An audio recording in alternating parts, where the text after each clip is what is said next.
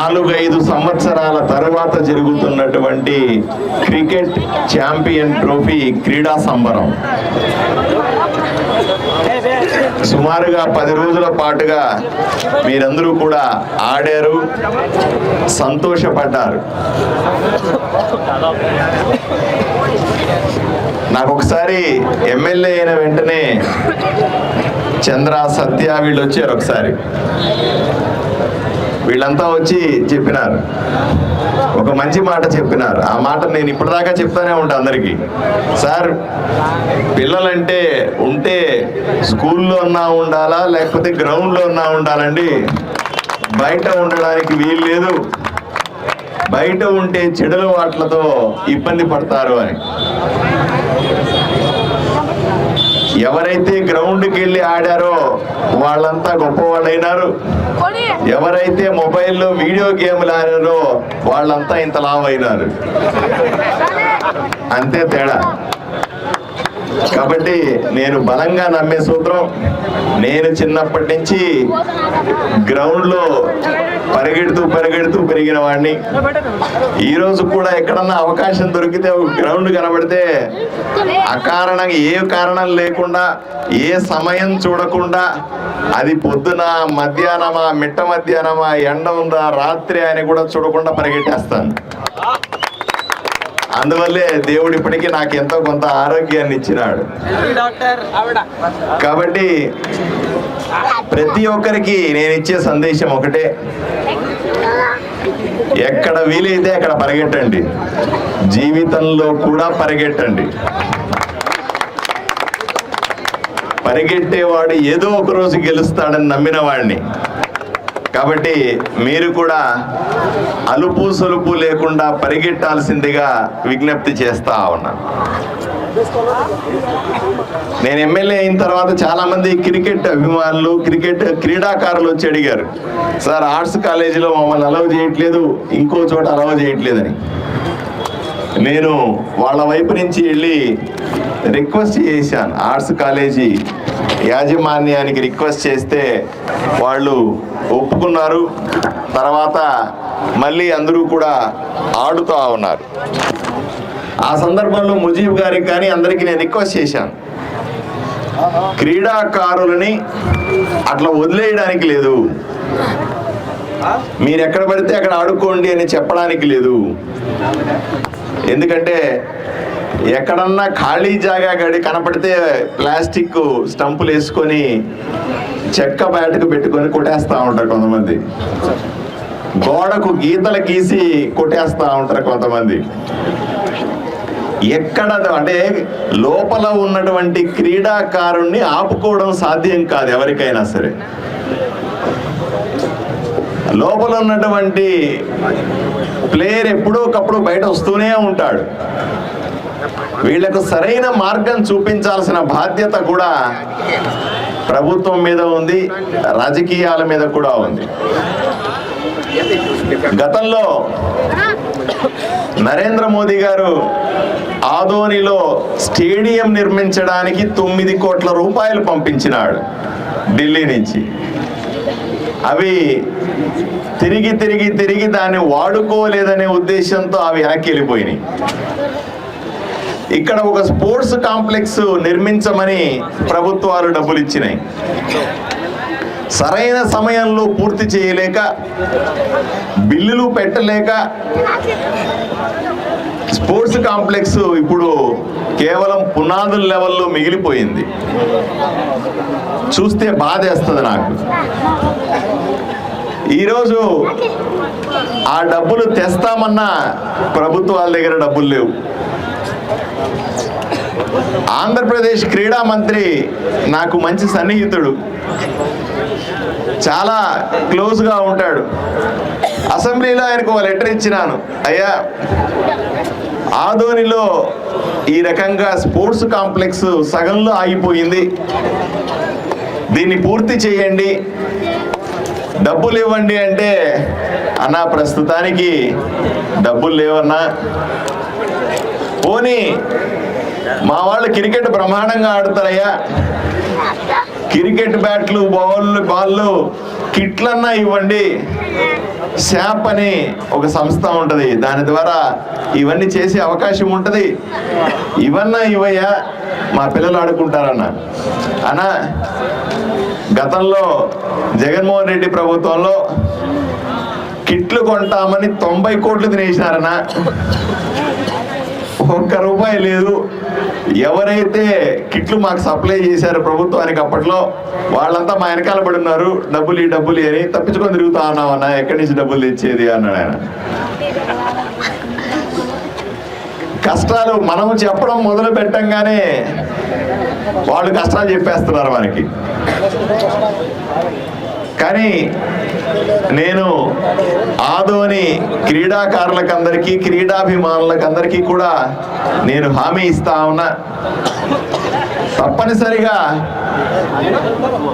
ఎప్పుడు వీలైనా అప్పుడు వెళ్ళి మంత్రుల వెనకాల, ముఖ్యమంత్రి వెనకాల తప్పనిసరిగా పడి ఏదో రకంగా నిధులు తేవడానికి ప్రయత్నం చేస్తాను.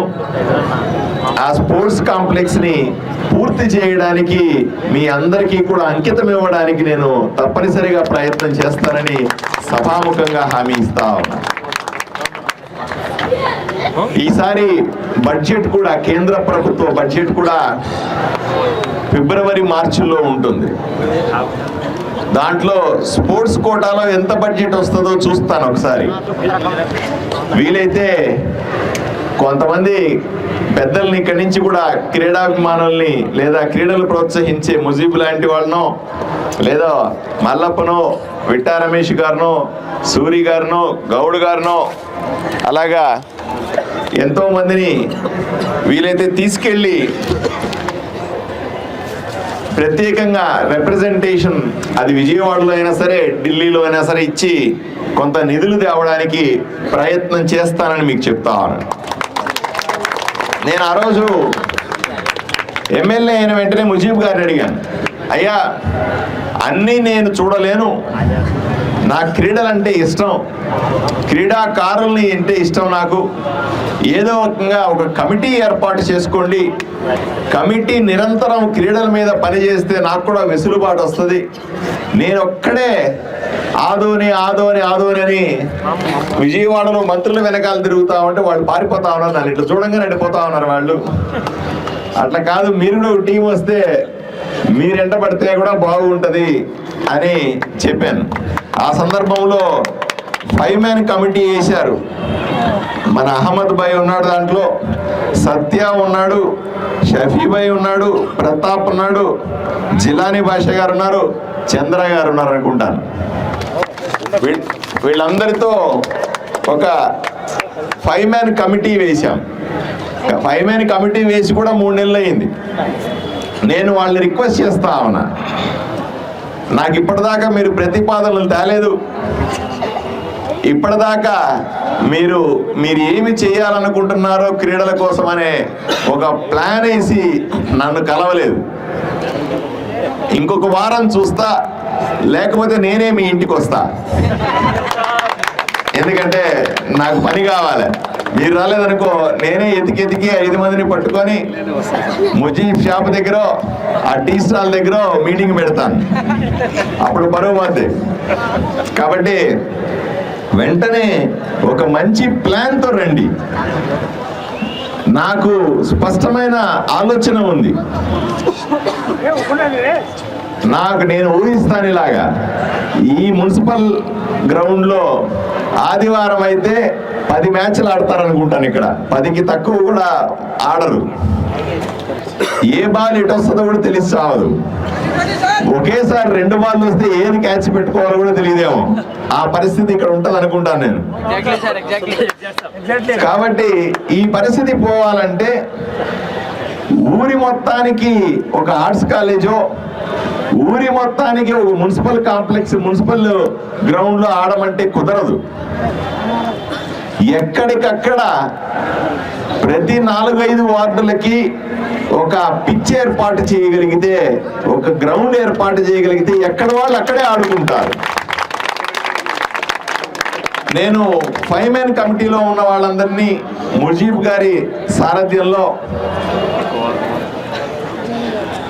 తప్పనిసరిగా ఆదోనిలో ఉన్నటువంటి క్రీడా మైదానాలని గుర్తించండి. క్రీడా మైదానాలను అభివృద్ధి చేయడానికి మున్సిపాలిటీ నిధులన్నా ఖర్చు పెడదాం, రాష్ట్ర ప్రభుత్వాల నుంచి ప్రత్యేక గ్రాంట్ అన్నా ఇస్తాం. రెండూ కుదరకపోతే ఢిల్లీ నుంచి నరేంద్ర మోదీ దగ్గర నుంచి అయినా డబ్బులు తీసుకొని వస్తాం. చిన్న చిన్న గ్రౌండ్లు అయినా సరే మనం వెంటనే తయారు చేయాలి. నాకు 5 ఏళ్లలో ఇవన్నీ పూర్తి చేయాలనుంది. మీరందరూ సహకరించాలా? ఎందుకంటే ఒకవైపు రాజకీయంగా నేనే బ్యాటింగ్ చేయాలి కదా, మిగతా రాజకీయాల్లో ఫీల్డింగ్ బౌలింగ్ అంతా నేనే. అలాగే మిగతా అన్ని చోట్ల నేనే ఉండాలంటే కుదరదు. నాకు కూడా సహకరించడానికి టీములు కావాలా. అన్ని విషయాలు తెలిసినటువంటి విటా రమేష్ గారు కూడా ఉన్నారు, మిగతా పెద్దలంతా ఉన్నారు. క్రికెట్ అభిమాని ఆయన, అసోసియేషన్ అధ్యక్షుడు ఆయన కూడా దీని మీద ప్రయత్నం జరగాలి. గ్రౌండ్ ఇస్తే సరిపోదు. నేను ఎప్పుడూ మాట్లాడుతూ ఉంటాను, ఆదోని ఒక బ్రాండ్గా తయారైతే తప్ప, బ్రాండ్ ఆదోని ఉంటే తప్ప మన వైపును ఎవరు చూడరు. అందుకనే నేను ఎమ్మెల్యే అయిన దగ్గర నుంచి ఎక్కడికి పోయినా, ఏ ఊరికి పోయినా, ఏ రాష్ట్రానికి పోయినా ఆదోని ఆదోని ఆదోని అంటాను.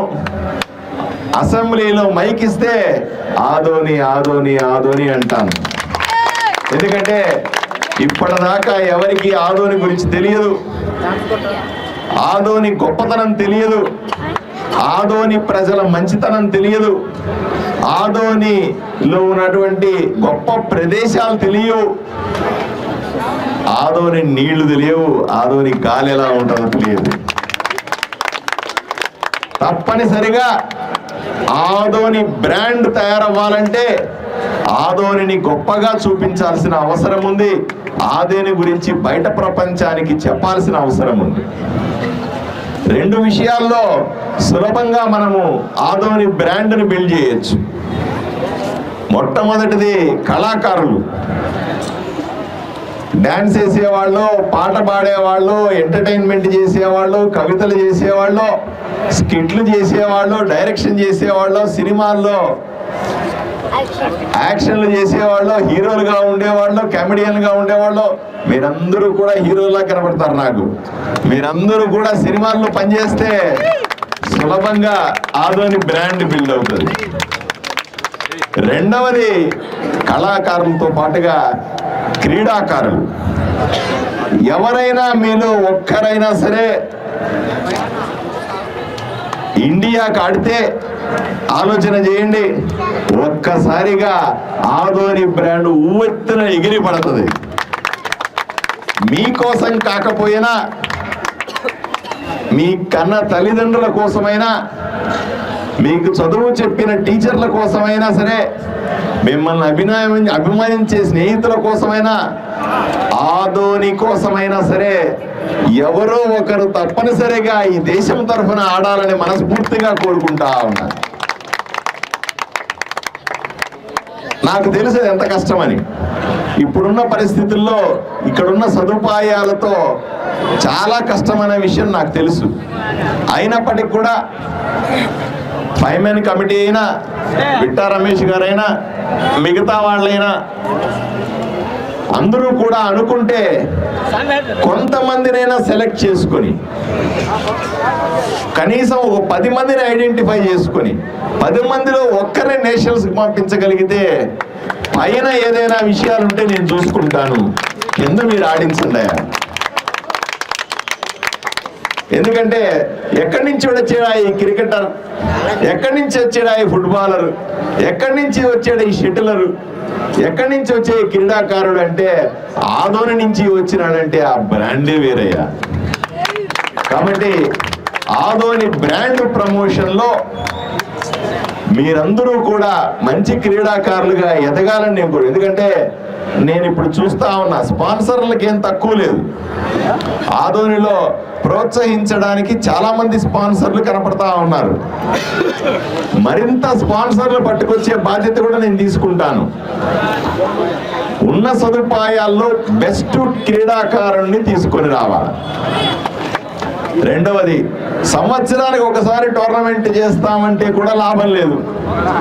అండర్ 14 ఒకటి చేయాలి, అండర్ 21 ఒకటి చేయాలి, అండర్ 30 ఒకటి చేయాలా, సీనియర్ సిటిజన్ ఒకటి చేయాలి. ఇన్ని టోర్నమెంట్లు నిరంతరం జరుగుతూ ఉంటే ఆదోని ప్రజలకు ఆనందం. ఎంతో మందిని మనం క్రీడాకారుల్ని పరిచయం చేసిన అవసరం కూడా. కాబట్టి ముజీబ్ గారికి పెద్ద బాధ్యత చెప్తా ఉన్నా, అయ్యా ఇప్పుడు ఆపేయద్దు, మళ్ళీ నెక్స్ట్ ఇయర్ అంటున్నాను. మాట్లాడితే నెక్స్ట్ ఇయర్ కాదు, ఎవ్రీ 2 months ఒకసారి ఒక టోర్నమెంట్ పెట్టుకునే ఏర్పాట్లు చేయాల్సిందిగా ముజీబ్ గారిని, ఆయనకు పూర్తిగా సహకరిస్తానని సభాముఖంగా నేను తెలియజేస్తా ఉన్నా.